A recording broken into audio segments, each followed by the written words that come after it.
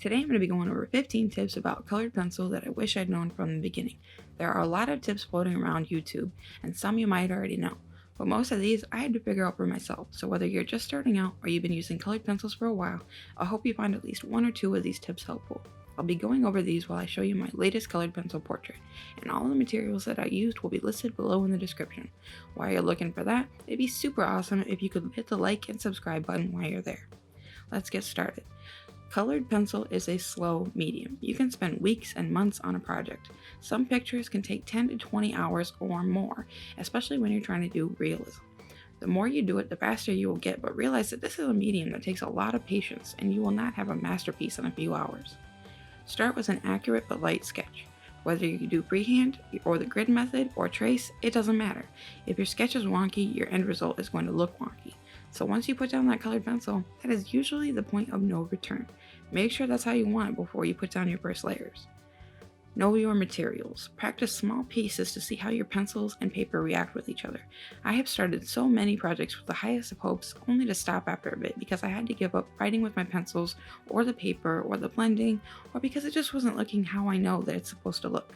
Not every paper can handle heavy layers or different blending methods, so make sure you use swatches with your most used paper and the colored pencils that you plan on using.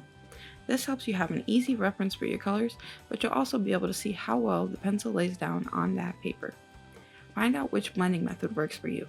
There's no wrong way to blend colored pencils. I have tried burnishing with the pencils, burnishing with colorless blender pencils, and blending with colorless markers. They all work fine, and it really depends on the look that you're going for and how many layers you need. I choose to use odorless mineral spirits to blend almost everything because I love the effect and I love that it saves me time. I think that it saves on pencil use and it's a lot easier on my hands.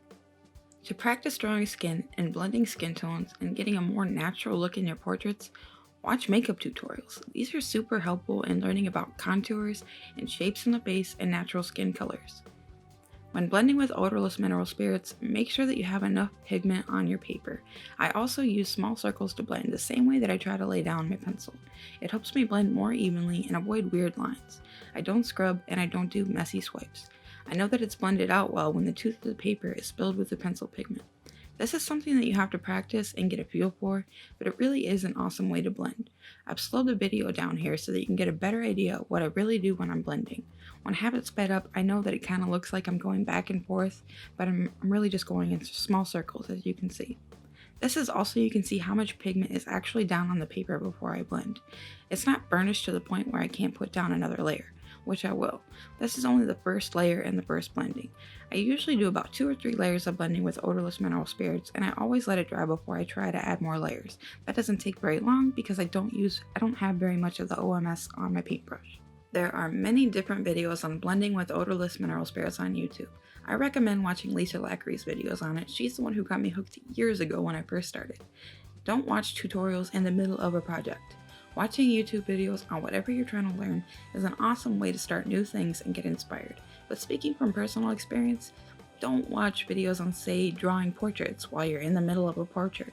Not only is it an instant way to feel really crappy about your skills, it can also influence your techniques in the middle of a project, which could end up giving the whole thing a non-cohesive feel. Don't buy your pencils on Amazon if you don't have to. Amazon is convenient for a lot of people, but I can tell you that the people selling these pencil sets are mostly private vendors who have absolutely no idea how fragile these colored pencils really are, especially Prismacolor. Every single set that I have bought from Amazon has more damaged pencils than not, and they seem normal until you're in the middle of a project, only until you go to sharpen them and discover that they are fractured into a bazillion pieces all the way down the core. And this isn't just a problem with Prismacolor. This has also happened to a watercolor pencil set and a Staedtler graphite set that I got from Amazon. And there's nothing wrong with Amazon. They are great to get things that aren't crazily overpriced, but not your pencils. If you can, you're better off heading over to Jerry's Artorama or Blick. I haven't had any problems with either. In reality, any art store would be better than Amazon. Challenge yourself. Draw the things that you would never have thought to draw. For instance, back when I first started with colored pencils, I did all of the colored pencil magazine challenges that I could, even ones that weren't something that I thought I would like. Like this car. I did not think that I could ever like drawing a car, but that ended up being one of my favorite challenges. I learned about smooth blending on the paint of the car and breaking up the reflections into easier parts so that it wasn't overwhelmed and it looked pretty realistic. You learn things that you can apply to a lot of other things down the road. They have a monthly challenge every month, a bunch of supportive people who are also interested in colored pencils, and there's even a chance that you could win a gift card to an art store.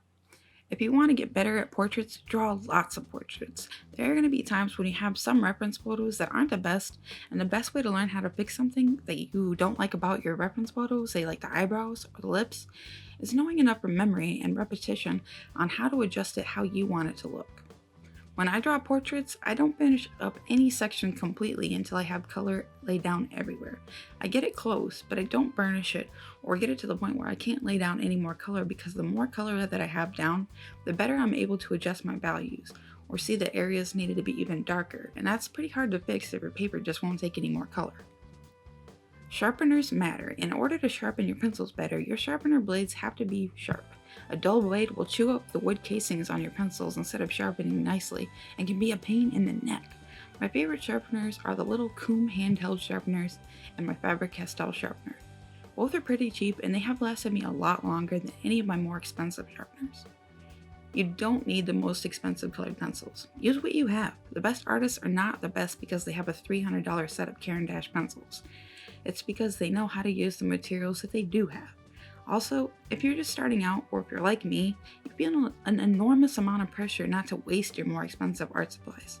So much so that you don't even get to enjoy using them, and they become an expensive dust catcher. Near the end of your project, step back from your piece, or even let it sit for a day, and then come back to see if there are any changes that you can make with a fresh set of eyes. And lastly, grow some thick skin. Most of your friends and family, or even strangers, they won't understand that you're making real art with colored pencils. Try not to be offended when they offer you Crayola supplies or glitter crayons. They also can't believe that you would spend that much on quality pencils. Brush that stuff off and you do you. Anyway, here's the finished piece. If you made it this long, please leave a like and a comment saying hello. Also, thanks for watching, and I will see you next time.